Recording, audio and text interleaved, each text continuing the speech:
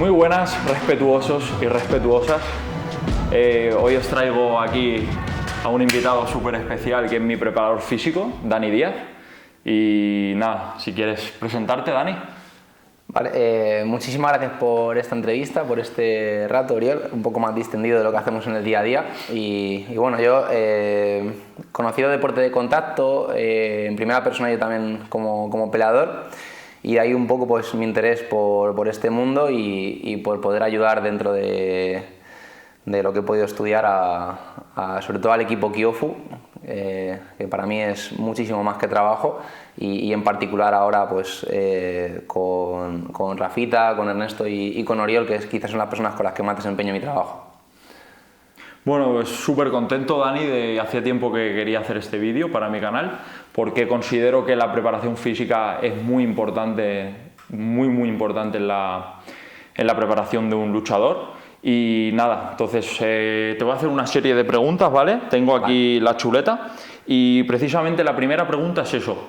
Me gustaría que tú dijeras qué importancia, bajo tu punto de vista, tiene la preparación física en un deportista de MMA. Lo puedes cuantificar como tú quieras, si quieres del 1 al 10, en porcentajes, pero ¿qué importancia crees que tiene?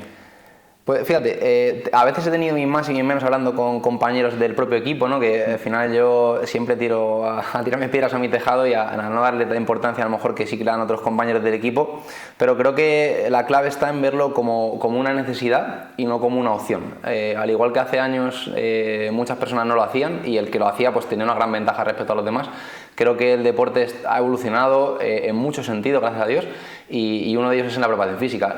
Ya no vas a tener una gran ventaja por tener una buena preparación, sino que es un peligro no tenerla realmente. O sea, es una necesidad que como profesional y como deportista tengas que hacer preparación física.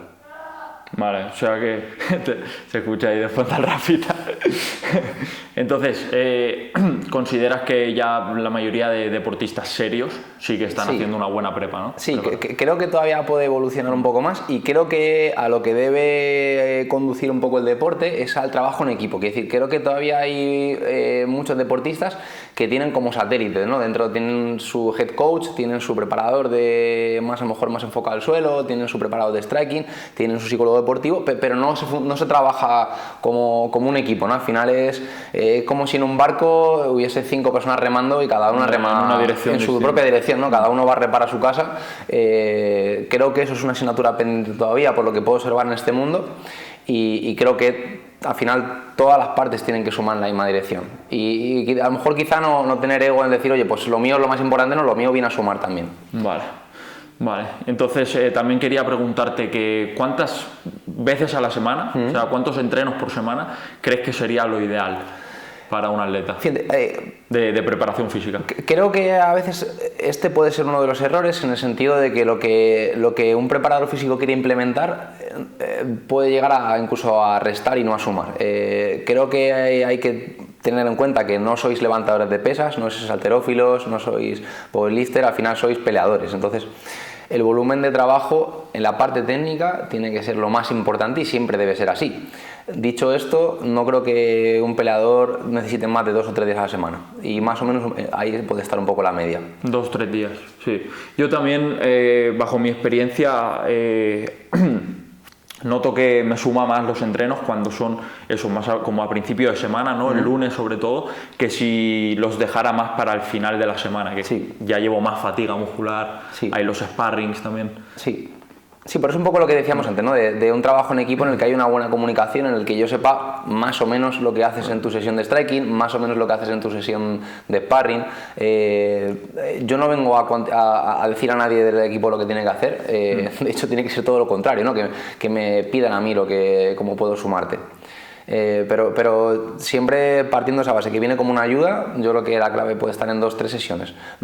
También a veces lo que marca la diferencia de la preparación física es el largo plazo, no el cortoplacismo. Quiere decir, a veces un peleador puede tener urgencia en decir, oye, no quiero hacer 5 de esa semana porque tengo una pelea dentro de 3 meses. No funcionan así las cosas.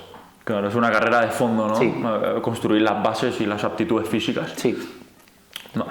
¿Y qué harías con un atleta, por ejemplo, que no tiene recursos a nivel de gimnasio, o sea, que no puede acceder a un gimnasio, que no tiene entrenador, pero que él sí tiene tiempo y quiere entrenar la preparación física, ¿cómo le recomendarías que entrenara? De la manera más precaria, por así decirlo. Claro, a ver, partiendo de la base de que con esos recursos y con esos medios va a ser difícil también, pero bueno, al final entiendo que hay gente que puede no tener medios económicos, no tener medios humanos, que a veces casi pueden ser más importantes incluso que los económicos, pero bueno, al final creo que vivimos en la era de la información y que si una persona es curiosa o quiere investigar va a poder tener recursos, ¿no?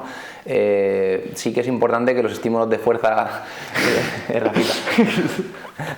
Le queremos como él, no pasa nada.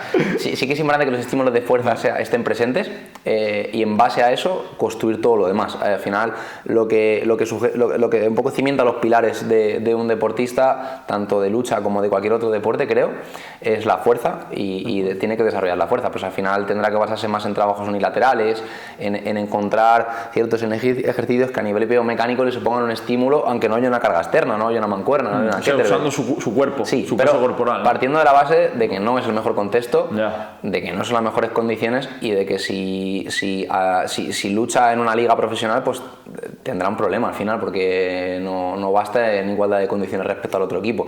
Al final es como si tú pretendes preparar una pelea sin hacer manoplas nunca, sin tener... Es un hándicap. Claro, incluso sin tener lo que decías antes, el factor humano, quiere decir, de nada vale que tú tengas un robot que te pongan a manoplas, al final vas a necesitar como tener tus directrices y tener a alguien que te haga un game plan o que te haga la estrategia, pues en la otra parte es muy, muy similar. Aún así, si me permites dar mi opinión en este aspecto, que yo he visto, por ejemplo, en los vídeos del Khabib y de toda esta gente, cómo están en las montañas con la piedra, lanzándola, haciendo sprints en las cuestas. O sea, en realidad yo sí que pienso que si hay si tienes la motivación, si tienes el objetivo, como a veces no necesitas los medios. A ver, lógicamente con los medios siempre va a ser mejor, ¿sabes? Con un entrenador va a ser mejor. Un poco en esa línea, yo intenté estudiar un poco que a veces todo lo que hemos aprendido en la carrera de cuantificar cargas, de hacer un Excel super guay, no sé qué, realmente con vosotros, pues sinceramente no tiene mucho sentido y es un poco más el arte de ir encajando todo un poco al día a día casi, ¿no? Khabib es un buen ejemplo de ello porque creo recordar, si no quiero decirlo mal, que hizo más de 250 luchas en Combat Sambo, solamente en Combat Sambo en su carrera amateur, lo cual es una brutalidad. Una burrada. Y al final, como tú bien dices, ¿no? Pues igual otros aspectos psicológicos que tienen ese entorno tan competitivo donde creció, que su padre era su entrenador y que a nivel técnico, pues a lo mejor sí que tenía recursos de lucha infinitos. Hacéis un deporte en el que la fuerza ya se manifiesta en vuestro propio deporte en sí. No estáis levantando papeles, estáis levantando personas. Entonces, a lo mejor no tienes una barra hexagonal para hacer un peso muerto, pero ¿cuántas veces levantas a un tío en una entrada de lucha? ¿No? Al final, por eso la otra parte puede venir a sumar, pero no es la más importante. Y el ejemplo de ello es que, como tú bien dices, hay países que son auténticas potencias mundiales y no tienen todos los recursos que una persona de Estados Unidos o de algún país de Europa puede tener. Sí, y aún así llegan también a esos resultados. Y no podemos competir con ellos en muchas cosas. O sea que por eso digo que a veces también hay que saber qué es lo más importante, ¿no? Lo más importante, y lo digo yo que me dedico a esto, igual no es la preparación física, es otras cosas. Factores incluso más mentales.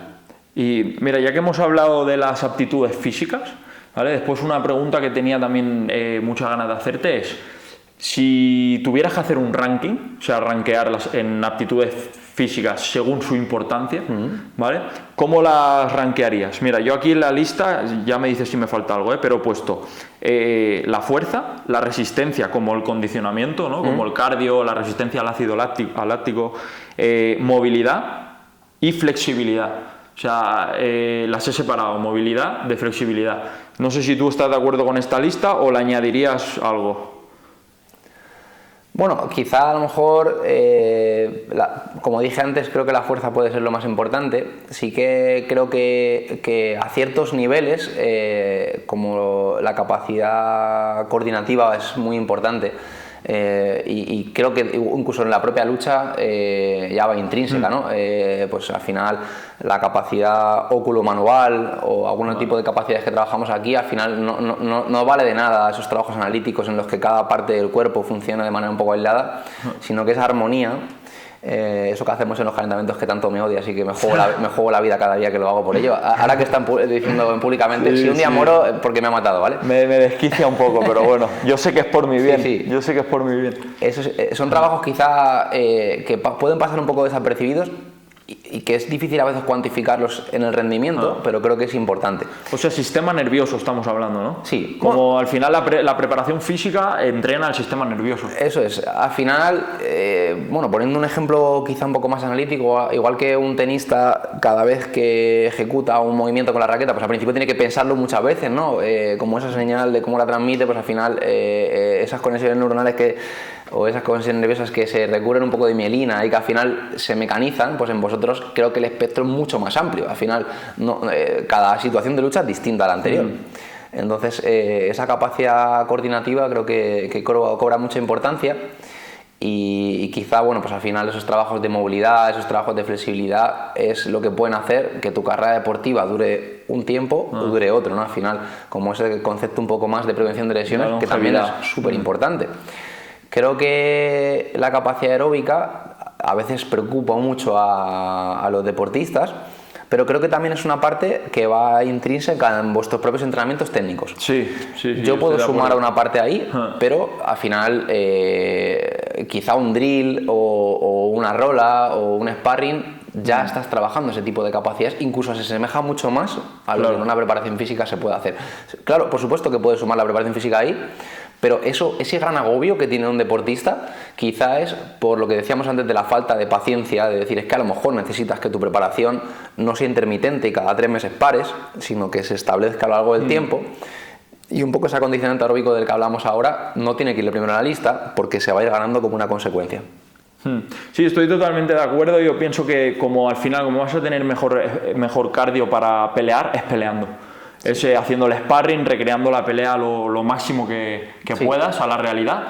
Y luego lo que sí yo he notado también es que la bici, las series de bici, te ayuda mucho a la recuperación. Sí, esos trabajos al final son interesantes y bueno, que quizá como consejo a cualquier deportista, como un poco siguiendo esa línea a veces del sentido común que decíamos antes, que la preparación física tiene que venir a sumar y no a restar. Siempre esa parte un poco que se sale del control de los trabajos un poco más intermitentes o un poco más explosivos, es importante que la ejecución sea lo más sencilla posible y por eso la airbike pues para mí es importante por encima igual de una cinta de correr o una cinta sin motor o un remo o un skier, que creo que mi humilde opinión la ejecución técnica es más complicada al final, por eso me gusta el airbike respecto a otras máquinas.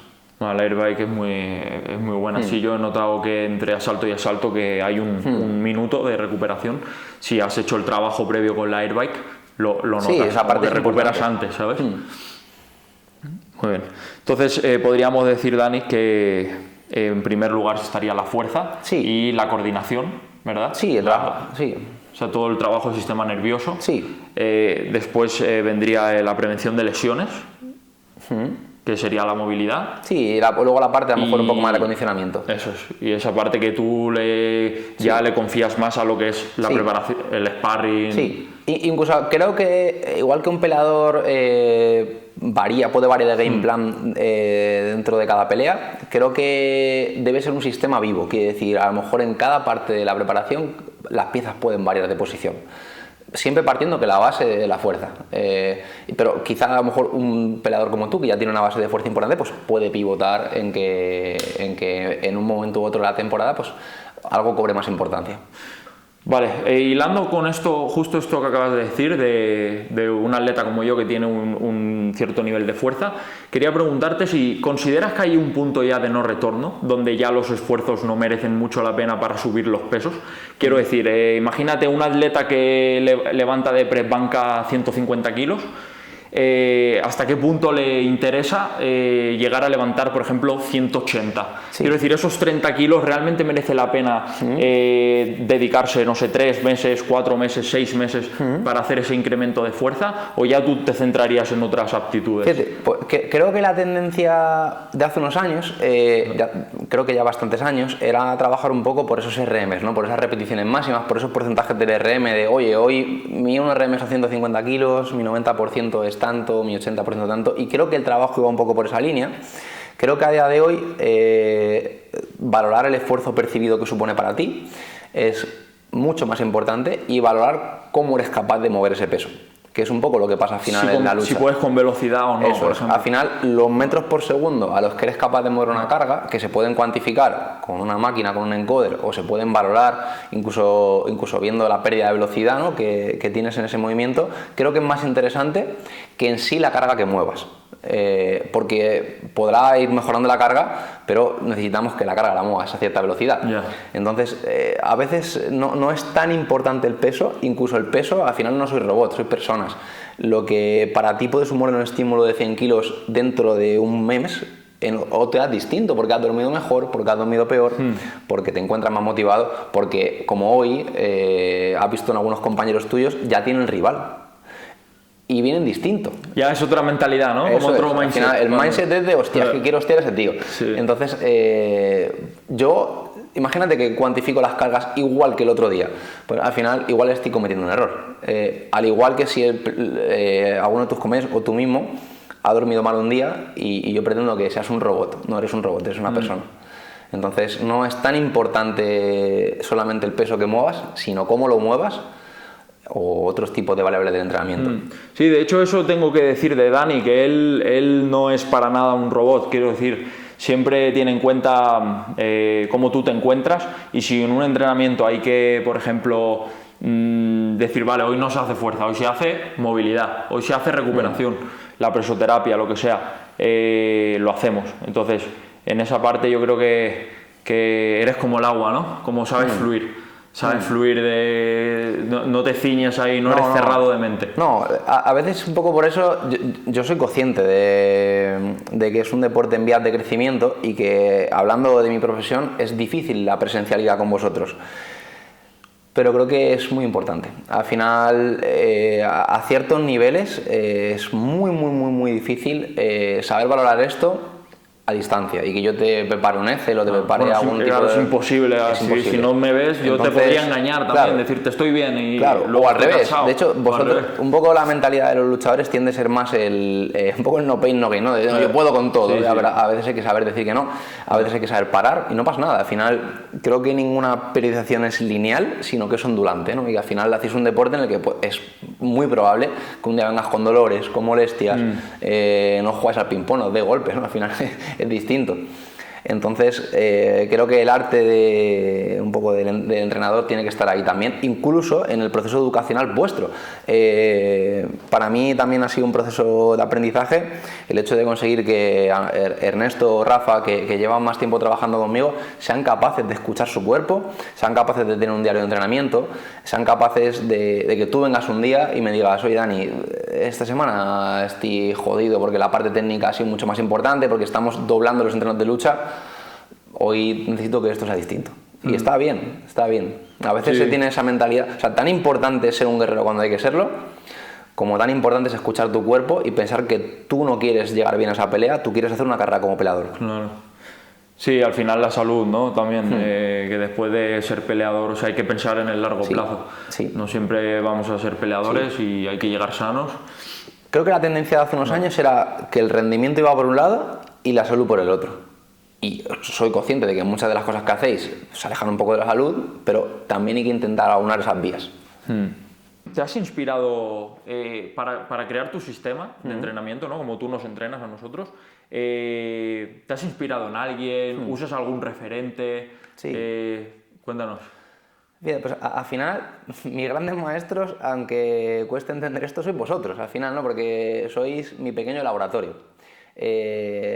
Rafita lleva muchos años siendo mi pequeño laboratorio, Pero dentro de este pequeño laboratorio sí que creo que tengo suerte de que tengo referentes. Creo que estoy en WinFit, que es un lugar para mí especial de trabajo, no es solamente un trabajo.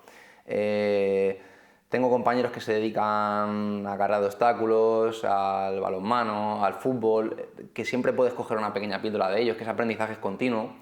Tengo, creo que la suerte de formar parte de un centro Elements. Iván es un gran maestro de la fuerza y aprendo mucho de él. Intento siempre comprar cursos. Antonio Espósito quizá pues, puede ser un referente en España y le doy gracias a todas las personas que he dicho ahora porque para mí son referentes. Juan Di, mi compañero que es el dueño de WinFit y que me da la oportunidad de trabajar con vosotros y me pone las cosas fáciles para que esté con vosotros.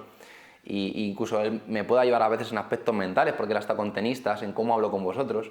Y al final es un proceso de aprendizaje constante en el que yo, y me siento orgulloso de decirlo, cada lunes me cuestiono si soy lo suficientemente bueno para estar con vosotros. Y nunca quiero dejar de sentirme así. También en estos últimos años he intentado tener un aprendizaje un poco más en Peine, ¿no? Informarme en diferentes apps, en diferentes vías, más en cómo entrenadores de fútbol hablan a sus deportistas, en cómo lo hace un señor que hace apnea, en cómo... Creo que se puede aprender mucho y creo que nunca se debe sentir que lo que haces es lo mejor, porque si no tienes un problema. Y mira, para acabar, yo ahora quería decir qué es lo que a mí más me suma de la prepa, ¿vale? O sea, te diría que lo que más me suma de la prepa es que, a pesar de lo cansado que termino, ¿no?, en algunos entrenamientos, pero cuando termino me siento bien. O sea, me siento realizado conmigo mismo, me siento que he sumado, ¿sabes? Y además, como hacemos los entrenamientos temprano por la mañana, ya es como que llevo eso, es el primer logro del día. Como empiezo de la semana, ¿no? El entrenamiento que hacemos con Dani, por ejemplo, de lunes de 8 a 9, ¿vale? Y ya es una hora dura, que te metes un trabajo pesado, duro, pero cumples con él y ya es como que mi pequeña victoria, ¿sabes? Y me siento realizado a lo largo del día. Entonces, esa sensación de sumar y de mejora, que también es gracias a cómo tú vas cambiando siempre los entrenos. Y o sea, al final es un reto para el sistema nervioso, ¿sabes? Y yo noto que desde que hago la prepa me siento más coordinado, sé usar mejor mi cuerpo, la cadera sobre todo, como movimientos de cadera, que al final son tan importantes para la lucha, el wrestling, y para el golpeo también, meter la cadera bien. Entonces, para mí la prepa es súper importante. Sin ella, no sé, es como que no tendría el momentum ese positivo que tengo en los días, ¿sabes? O sea, para mí es muy importante y a pesar de que lo sufro, pero también lo disfruto. Qué bueno. Sí, para mí es importante lo que decía antes, igual como salud y rendimiento, que sois personas al final. Y yo tengo que intentar, dentro de que la parte técnica esté bien hecha, que sonrías en algún entreno, gastarte una broma. Sí, nos lo pasamos muy bien durante los entrenamientos. Es una manera también de, ¿sabes? Como de la parte que sufres, ¿no? Pero la compensas con las risas, con los chistes. Sí, pero todo ese tiempo orgánico que pasamos juntos es vital, porque es lo que puede hacer equipo. Cuando yo esté en un vestuario contigo, según entres al vestuario ya sepa cómo estás. Y eso son cosas que, por eso decía, ¿no?, que vosotros sois mis grandes maestros. Yo eso no puedo aprender en un libro. Al final es tiempo, horas de vuelo, estar con vosotros, saber cómo te sientes. Por eso, en un mundo creo que cada vez un poco más inhumano, ¿no?, o más impersonal, ¿no?, de que todo es en internet, con una pantalla, no hay que perder esas cosas. Al final, a mí me encanta un libro que se llama Legacy, que habla de los All Blacks y que dice que cuenta como algunas cosas de los All Blacks, que barren el vestuario, que están tiempo juntos. Soy el equipo de rugby de Nueva Zelanda, ¿no? Sí, considerado el mejor equipo de la historia, del mundo, casi. O sea, lo que yo siento cuando me pongo la camiseta de Kyofu y estoy con vosotros en el vestuario tiene que ir un poco por ahí. Y por eso a veces es un poco más allá, ¿no?, casi como más filosófico el trabajo que tenemos que hacer como equipo y tener esa mentalidad. De hecho, sí, lo que te iba a decir que cuando estamos en el vestuario hacemos la activación previa a la pelea, al final yo tengo la misma sensación que cuando vengo aquí a entrenar, tengo la sensación de sumar, Sí. ¿sabes? Entonces ya te pone en un buen mindset antes de Sí. pelear, porque ya empiezas a sudar, activas el sistema nervioso, los tendones, los ligamentos, todo, y es una activación que hacemos con Dani antes de la pelea. Y eso a mí me suma mucho, la verdad, me pone ya en buen estado para pelear. Y bueno, pues espero que sea interesante, que os parezca interesante lo que hemos hablado hoy de preparación física. Lo que he dicho al principio yo considero que es indispensable para luchadores de MMA porque tenemos que estar muy fuertes y también es un deporte con alto riesgo de lesión, por lo tanto todo lo que sea que estés más móvil, que tengas más músculo, que al final todo esto va a ser salud y longevidad. Entonces creo que hay que darle la importancia que tiene.